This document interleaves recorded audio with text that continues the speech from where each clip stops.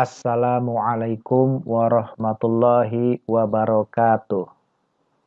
Selamat datang di channel Kakak Alma Malik. Nama saya Lukmanul Hakim Alma Malik. Dan seri video ini berisi perkuliahan mengenai mata kuliah metodologi penelitian. Pada video perkuliahan pertama ini, kita akan mempelajari konsep dasar penelitian. Mari kita mulai dengan melihat apa itu penelitian. Jadi penelitian kata dasarnya adalah teliti, yang artinya cermat atau seksama. Menurut Kamus Besar Bahasa Indonesia, penelitian merupakan pemeriksaan yang teliti atau penyelidikan. Salah satu pakar yaitu Umas Karan menyatakan bahwa penelitian merupakan usaha penyelidikan yang sistematis dan terorganisasi untuk menyelidiki masalah tertentu yang memerlukan jawaban. Di sini ada 3 poin penting mengenai apa itu penelitian. Pertama, bahwa penelitian itu merupakan usaha penyelidikan yang sistematis dan terorganisasi. Yang kedua, masalah yang diteliti harus spesifik atau tertentu. Dan yang ketiga, masalah itu memang butuh jawaban atau butuh solusi. Kata sistematis dan terorganisasi menunjukkan bahwa untuk mencapai tujuannya, penelitian menggunakan cara-cara atau prosedur tertentu yang diatur dengan baik. Mengapa penelitian dilakukan? Atau apa tujuan penelitian? Penelitian merupakan refleksi dari keinginan untuk mengetahui sesuatu berupa fakta-fakta atau fenomena secara lebih mendalam. Perhatian dan pengamatan terhadap fakta atau fenomena merupakan awal dari kegiatan penelitian yang menimbulkan suatu pertanyaan masalah. Penelitian pada dasarnya merupakan penyelidikan yang sistematis untuk pertama memecahkan permasalahan atau menjawab pertanyaan penelitian. Ini merupakan tujuan jangka pendek atau tujuan praktis penelitian. Misalnya membuat skripsi, tugas akhir, atau memecahkan permasalahan-permasalahan praktis dalam kehidupan. Yang kedua, mengembangkan pengetahuan. Ini merupakan tujuan jangka panjang penelitian. Kita lihat karakteristik penelitian. Ada 3 faktor yang merupakan karakteristik penelitian. Yang pertama adalah tujuan penelitian. Yang kedua, metode penelitian. Yang ketiga, hubungan antara penelitian dengan ilmu. Nah, di samping aspek motivasi dan tujuan penelitian, seorang peneliti perlu mempelajari metodologi penelitian. Metodologi ini asalnya dari 2 kata, yaitu metode dan logos.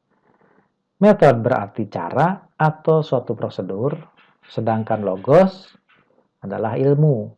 Jadi, metodologi itu adalah ilmu yang mempelajari tentang cara atau ilmu yang mempelajari tentang suatu prosedur. Sehingga kalau kita gabung 2 kata yaitu metodologi penelitian, maka artinya adalah ilmu yang mempelajari tentang cara melakukan penelitian. Atau ilmu yang mempelajari tentang suatu prosedur melakukan penelitian. Menurut para ahli, penggunaan metodologi penelitian dianggap baik apabila seorang peneliti mampu pertama mengidentifikasi masalah yang dihadapi. Kedua, merumuskan masalah tersebut secara tepat. Ketiga, menentukan prosedur penelitian yang digunakan secara rinci sehingga memungkinkan peneliti lain kalau perlu bisa mengulangi penelitian yang sama. Keempat, menggunakan desain yang tepat, serta kelima, melaporkan hasil-hasilnya dengan menggunakan metode yang dapat dipertanggungjawabkan. Sekarang bagaimana sikap kita dalam memilih pengetahuan yang benar? Ada 2 pendekatan yang digunakan. Yang pertama adalah pendekatan non-ilmiah, yang kedua pendekatan ilmiah. Pendekatan non-ilmiah merupakan usaha pencarian kebenaran atau pengetahuan tanpa melewati tata tertib pendekatan ilmiah. Pada umumnya, pendekatan non-ilmiah ini dilakukan dengan cara-cara berikut. Yang pertama, menggunakan akal sehat. Misalnya, banyak pendidik meyakini bahwa hukuman adalah hal utama dalam pendidikan. Dari hasil penyelidikan menunjukkan bahwa bukan hukuman yang merupakan hal utama dalam pendidikan, melainkan ganjaran. Kelemahannya, kalau menggunakan akal sehat, yaitu kecenderungan untuk melakukan generalisasi. Yang kedua, menggunakan prasangka. Contohnya, ketika ada terjadi keributan setelah pertandingan bola, bagian masyarakat akan langsung menuduh ini adalah ulah oknum kelompok supporter tertentu. Nah, kelemahannya kalau menggunakan prasangka itu akan mempersempit pengamatan dan cenderung mengkambing hitamkan yang lain. Yang ketiga adalah pendekatan intuitif. Contohnya adalah pemilihan lokasi bisnis yang dilakukan oleh seorang wirausahawan seringkali menggunakan intuisi. Nah, kelemahannya tidak ada langkah-langkah yang sistematis. Yang keempat, penemuan secara kebetulan atau coba-coba. Contohnya penemuan kina sebagai obat malaria, kelemahannya tidak melalui pendekatan ilmiah. Yang kelima, pendapat otoritas ilmiah. Contohnya adalah pernyataan seorang pemimpin akan memberikan sentimen positif pada pasar saham dan mata uang. Kelemahannya tidak selamanya benar karena bisa jadi tidak berdasarkan penelitian, tapi karena pemikiran logis. Pendekatan kedua adalah pendekatan ilmiah. Di pendekatan ilmiah merupakan pencarian kebenaran atau pengetahuan didasarkan atas ciri-ciri keilmuan. Pertama, rasional, jadi kegiatan penelitian dilakukan dengan cara yang masuk akal, sehingga terjangkau oleh penalaran manusia. Yang kedua, empiris, jadi kegiatan penelitian ini dilakukan dapat diamati oleh panca indera manusia, sehingga orang lain dapat mengamati dan mengetahui cara-cara yang digunakan. Yang ketiga, sistematis. Kegiatan penelitian menggunakan proses dengan langkah-langkah yang logis. Selanjutnya, mari kita lihat apa itu penelitian ilmiah. Penelitian ilmiah merupakan bagian tak terpisahkan dari ilmu pengetahuan. Perkembangan ilmu pengetahuan itu buah dari hasil penelitian. Penelitian ilmiah merupakan penelitian yang mengandung unsur-unsur ilmiah atau keilmuan dalam aktivitasnya. Nah, unsur yang penting dalam penelitian ilmiah ada dua, yaitu observasi dan nalar.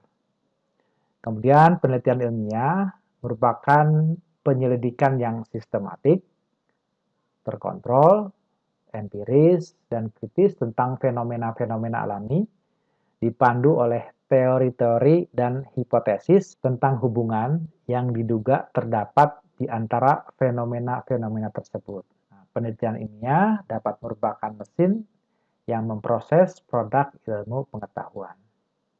Penelitian ilmiah juga merupakan serangkaian kegiatan sistematis yang didasarkan pada metode ilmiah dengan tujuan mendapatkan jawaban secara ilmiah terhadap permasalahan atau pertanyaan penelitian yang diajukan sebelumnya.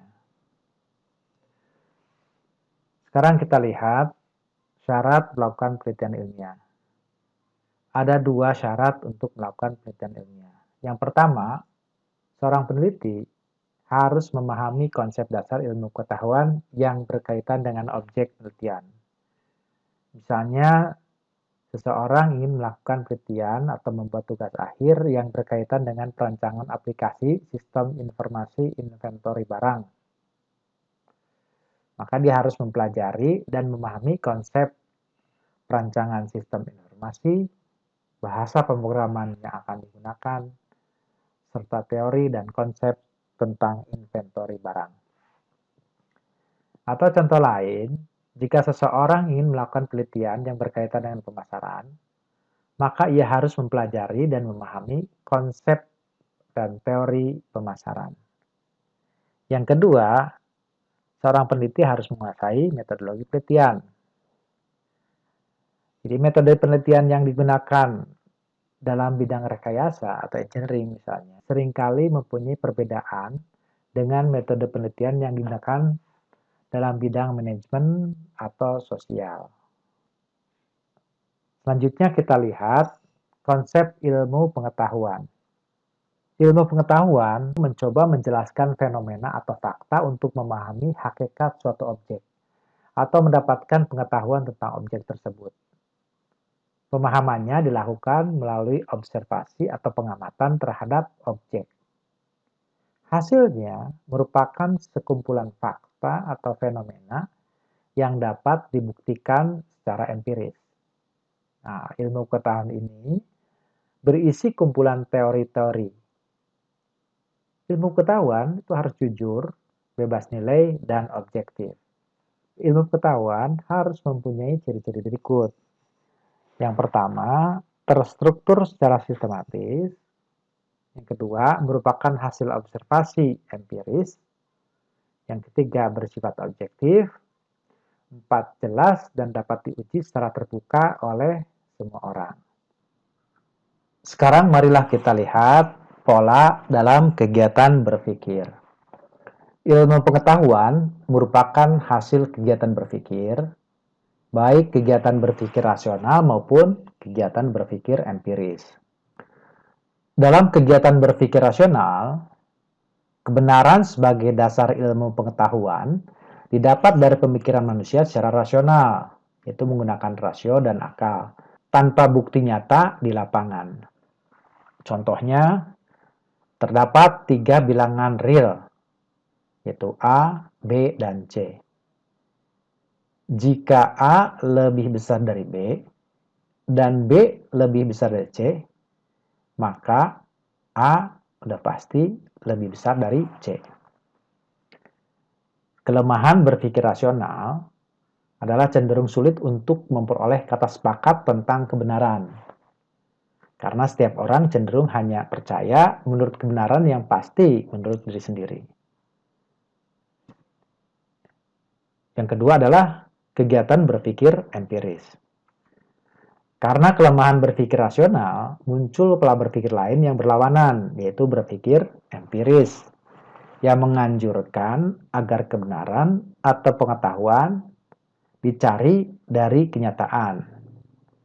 Harus bisa ditangkap oleh panca indera. Contohnya, penentuan awal puasa yang hanya didasarkan pada metode ru'yat atau melihat hilal. Kelemahan dalam kegiatan berpikir empiris diantaranya. Yang pertama, fakta yang ada kadang tidak mempunyai arti sehingga tidak bisa ditafsirkan. Bukti ada, fakta ada, tapi kita tidak bisa memaknainya. Yang kedua, fakta yang sama bisa diartikan secara berbeda. Ini terjadi dari sudut pandang atau persepsi individu. Dan yang ketiga, fakta yang diketahui hanya sebagian, sehingga kumpulan fakta tidak merupakan pengetahuan yang utuh tentang objek. Berangkat dari kelemahan masing-masing kegiatan berpikir tersebut, akhirnya muncul gagasan untuk menggabungkan rasionalisme dan empirisme yang disebut metode keilmuan. Jadi di sini rasionalisme memberikan kerangka pemikiran logis, sedangkan empirisme memberikan kerangka pengujian untuk memastikan kebenaran. Sekarang marilah kita lihat proses kegiatan keilmuan. Tujuan kegiatan keilmuan adalah untuk mencari atau menguji kerangka pemikiran logis yang bersifat umum, teori, hukum, asas, kaidah, dan sebagainya. Nah, sifat umum ini diperlukan agar kerangka pemikiran logis itu dapat digunakan untuk menjelaskan berbagai gejala dengan macam-macam objek yang berbeda. Nah, proses kegiatan keilmuan ini dapat digambarkan seperti gambar satu ini. Jadi, dunia keilmuan ini terbagi menjadi dua. Pertama, dunia rasional yang sebelah kanan, kemudian dunia empiris yang sebelah kiri. Nah, dalam dunia rasional, ini ya, teori dikembangkan menjadi hipotesis ataupun diaplikasikan dengan bertumpu pada logika dan matematik. Di dalam dunia empiris, hipotesis digunakan sebagai dasar untuk menetapkan cara pengamatan ataupun cara pengukuran yang akhirnya memberikan fenomena atau fakta. Dengan statistik, dilakukan penarikan kesimpulan tentang fenomena atau fakta secara induktif, baik untuk merumuskan teori yang baru ataupun menguji teori yang lama. Proses kegiatan keilmuan ini ada beberapa poin. Pertama, itu proses induksi. Jadi, proses induksi adalah cara menarik kesimpulan yang bersifat umum dari kasus-kasus individual. Penarikan kesimpulan ini harus memenuhi persyaratan tertentu, bersifat umum, dan dapat memperhitungkan faktor kebetulan. Nah, karena itu digunakan statistik. Yang kedua adalah proses deduksi. Adalah cara penarikan kesimpulan yang bersifat individual dari pernyataan atau kerangka pemikiran logis yang bersifat umum. Dalam proses deduksi digunakan logika yang akhirnya menjadi matematik. Sekarang kita lihat metode penelitian kuantitatif dan kualitatif. Metode penelitian kuantitatif disebut juga dengan metode tradisional. Metode ini berlandaskan filsafat positivisme, eksperimental atau empiris. Nah, metode ini digunakan untuk meneliti pada populasi atau sampel tertentu. Pengumpulan data menggunakan instrumen penelitian dan analisis data bersifat kuantitatif menggunakan prosedur statistik dengan tujuan untuk menguji hipotesis yang telah ditetapkan. Nah, penelitian kuantitatif itu menekankan pengujian teori melalui pengukuran variabel dengan angka dan melakukan analisis data dengan prosedur statistik. Berbeda dengan penelitian kuantitatif, nah, metode penelitian kualitatif ini disebut juga dengan pendekatan konstruktivis naturalis atau pendekatan interpretatif. Nah, metode ini digunakan untuk meneliti pada kondisi objek yang alamiah. Nah, peneliti sebagai instrumen kunci yang berbeda dengan metode kuantitatif. Nah, pengumpulan data dilakukan secara triangulasi atau gabungan. Analisis data bersifat induktif atau kualitatif dan hasil lebih menekankan makna daripada generalisasi.